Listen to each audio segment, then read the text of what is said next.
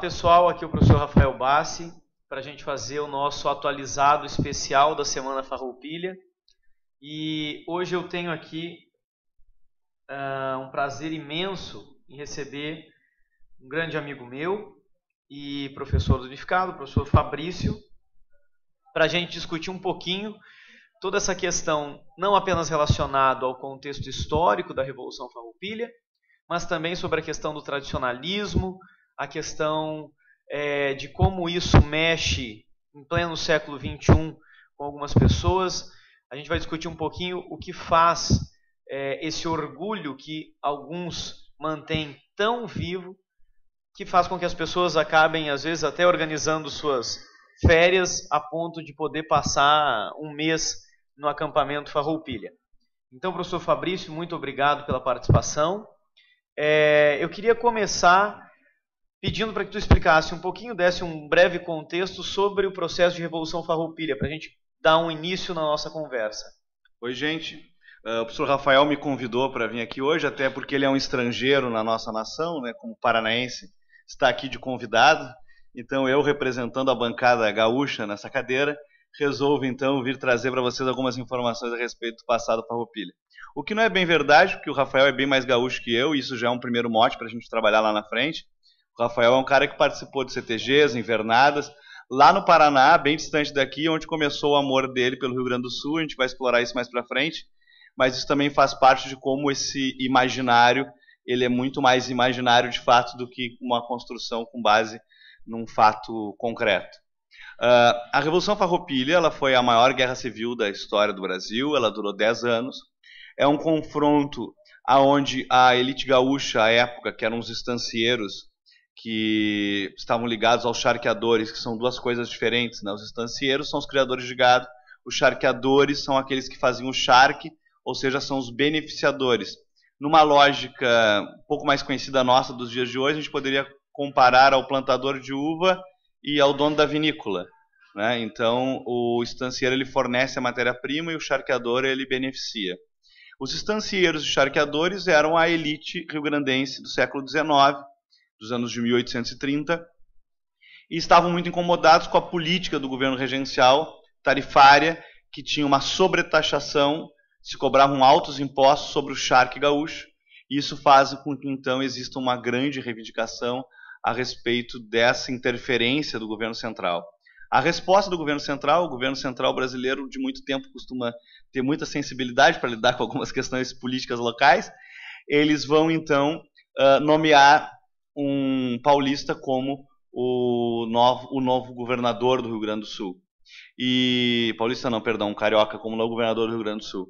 E isso faz com que a elite fique profundamente revoltada, porque já não bastava a sobretaxação, ainda havia a indicação de alguém de fora para mediar a questão interna, e quando esse governador está chegando no Porto de Rio Grande, os farroupilhas, então, à época não chamados ainda farroupilhas, era um termo utilizado genericamente para definir um liberal exaltado.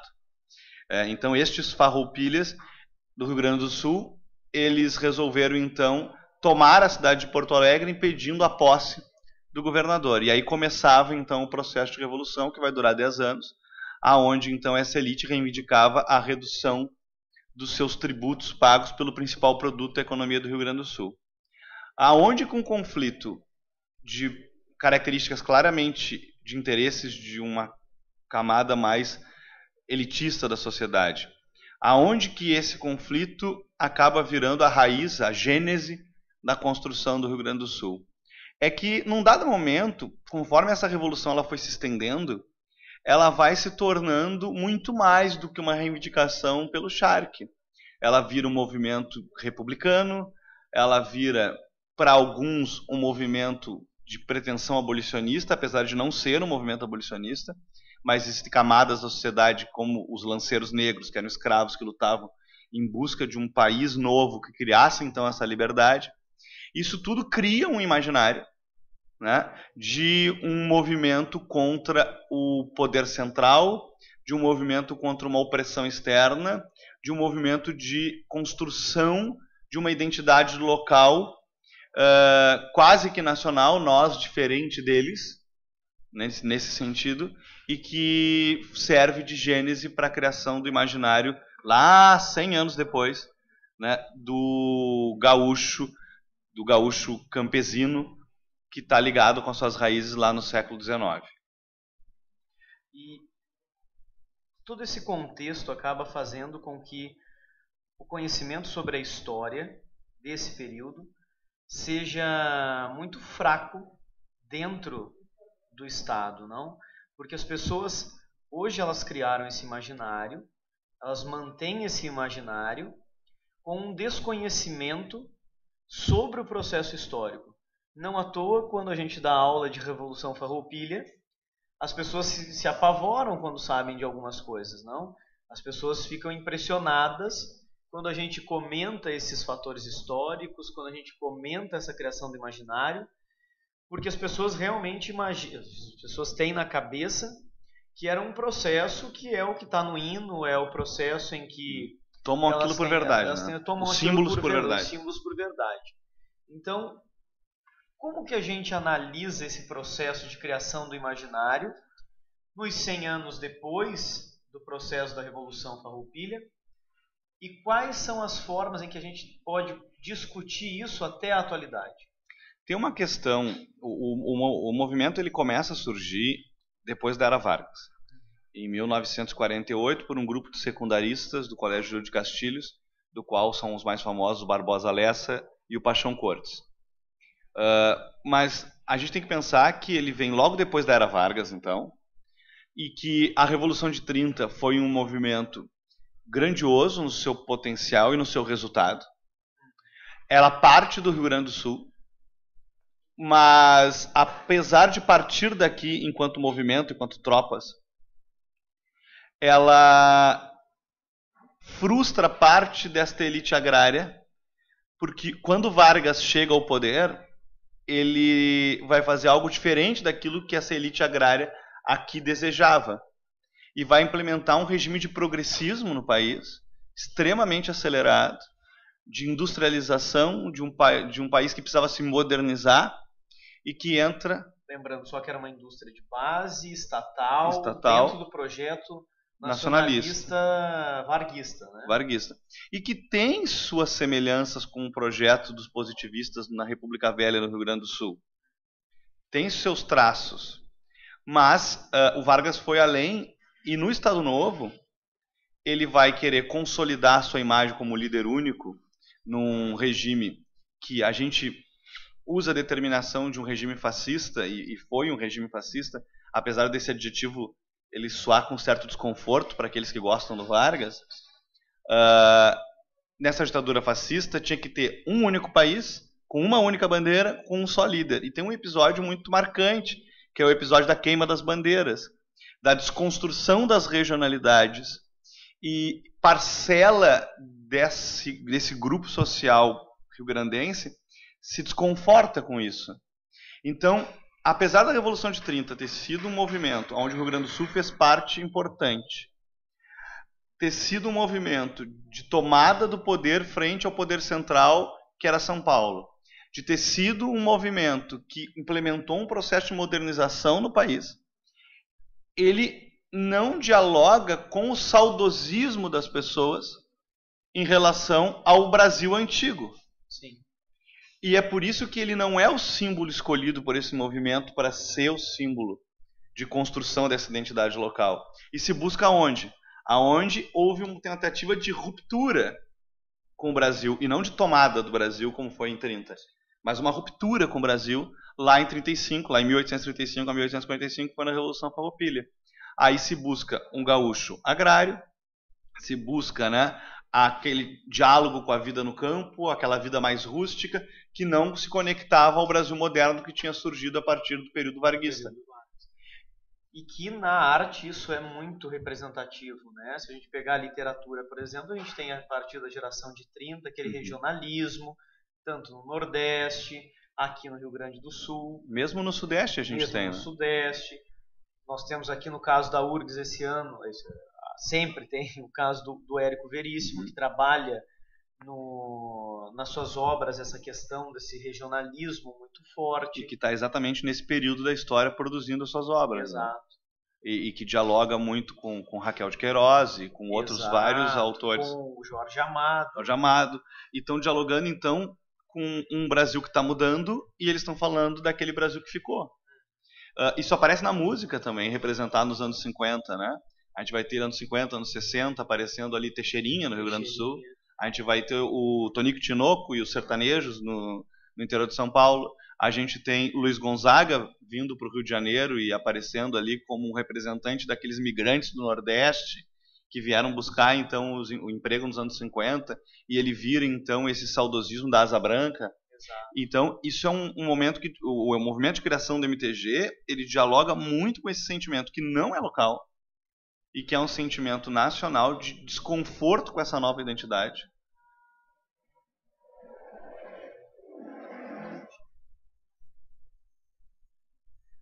Só lembrando aqui, o professor Fabrício está citando o MTG é um movimento tradicionalista gaúcho. Isso.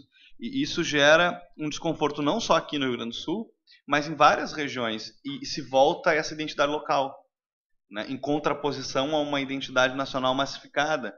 É um país continental. É muito mais fácil se definir pela parte do que pelo todo. Sim. O que nos une são laços muito menos claros, né, do que os laços locais. Então a gente, quem é brasileiro na América? Quem fala português. A gente tem traços locais que nos são muito mais íntimos, muito mais próximos. Sim.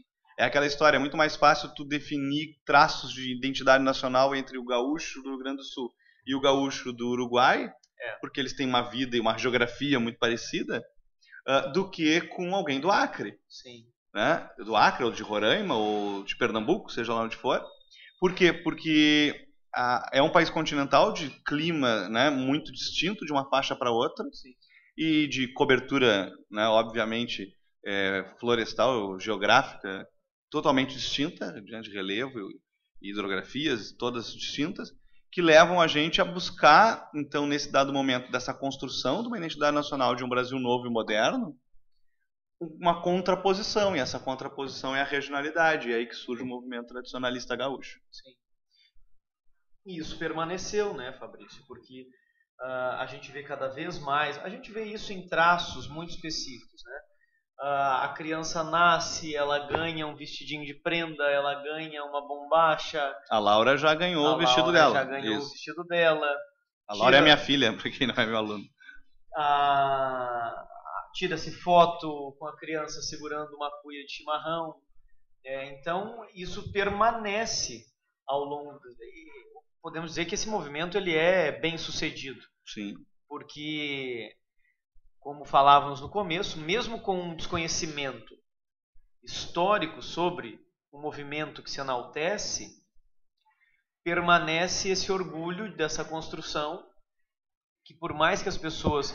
Porque eu posso te garantir que se tu vai ao acampamento, grande parte das pessoas tem um conhecimento sobre a Revolução Farroupilha, mas talvez não seja um conhecimento histórico, acadêmico, documental. Um monte vai achar que ganharam a Revolução. Exato, tem gente que é capaz de afirmar que ganharam a Revolução. Era aquela propaganda da Polar né, do ano passado, ou de uns 2 anos atrás, em que ele falava, não, ganhamos de vareio. E tudo isso permanece, né, para essas novas gerações. E eu acho que com uma força renovada, né? Tu me conhece, eu não sou um xiita, não sou um radical. Eu não acho que é um problema a valorização. Não, eu não acho. Eu acho bem legal que se valorize tradições, que se valorize, se celebre cultura. Eu não acho isso um problema. O que eu acho um problema muitas vezes é a desinformação a respeito dela. Sim. Né? Não tem nenhum problema de tu saber que, se tu souber que a figura do gaúcho é um the best of, né? The best of 300 anos, né? Com algumas melhorias, porque era muito feia a roupa original, então tu precisa dar uma turbinada, entendeu? Para ficar algo mais agradável aos olhos. Saber que a prenda, sim, é uma construção completamente abstrata, porque ela vem da bailarina espanhola, só que ela não podia mostrar tantas partes do seu corpo, então ela é mais tapada. Né? Por quê? Porque o peão, o gaúcho, ele precisava de um par de baile, porque era uma sociedade de baile, que está dialogando com a sociedade dos anos 40, que é uma sociedade de bailes. Né? É uma cidade que tinha os bailes nos clubes. Então, na verdade, é criar um clube que valoriza o passado e as tradições campeiras, mas com uma cultura da época, que é a cultura dos bailes, que tu não tinha nos anos do século XIX. Entendeu? A roupa da prenda, de verdade, é um vestido de chita, de algodão simples. Sim. Né? Só que isso ficaria muito feio ao lado daquele peão que tá todo bonito, de bombacha, chapéu e tal. Então tem que criar uma roupa legal para botar do lado. Se tu souber disso e tu achar legal, ainda assim, cultivar essas tradições e exaltar as coisas que são legais dentro da tua cultura, eu não vejo nenhum problema. Para mim se assemelha muito com a cultura do cangaceiro no Nordeste. Tu vai no Nordeste, tu tem lugar para botar o rosto assim com cangaceiro, tu tem para tirar foto, né? Tu tem o chapéu de cangaceiro para vender e tal, parará. Se tu souber qual era a função social do cangaceiro nos anos 20, tudo e tu souber que dali vem toda uma construção que dialoga com a identidade do local, tudo bem. O problema é acreditar que aquela é a verdade e que era assim que as pessoas viviam há 200 anos atrás. Isso é uma desinformação. Isso é. E esse é o problema. Porque a tradição é... A sociedade de baile é legal. Eu gosto de baile. Eu sei que tu gosta de baile. Eu não sei dançar. Não, eu sei. O Bassi é um bailarino espanhol. Mas isso é interessante. É justamente esse o ponto.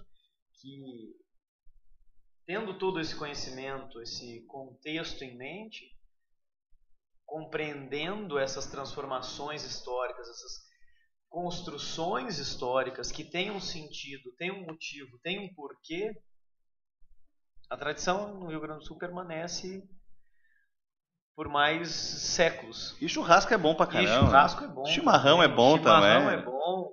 O cara tem que aproveitar. O vaneirão é bom. Eu não sei dançar, mas diz que é bom, né? Não, é bom. Eu posso dizer que é bom. Então o cara tem que aproveitar. Senão temos que romper com isso. Temos que entender. É isso, né? Mas era isso, né? Era isso. Eu acho que foi bastante proveitoso. Foi um podcast especial sobre a Semana Farroupilha. Aproveitem, ainda dá tempo de ir no acampamento, dar uma olhada. Comer uma carne. Comer uma carne, que é sempre bom. Então é isso, pessoal. Mais pra frente, mais alguns podcasts serão postados sobre algumas questões políticas, geopolíticas atuais.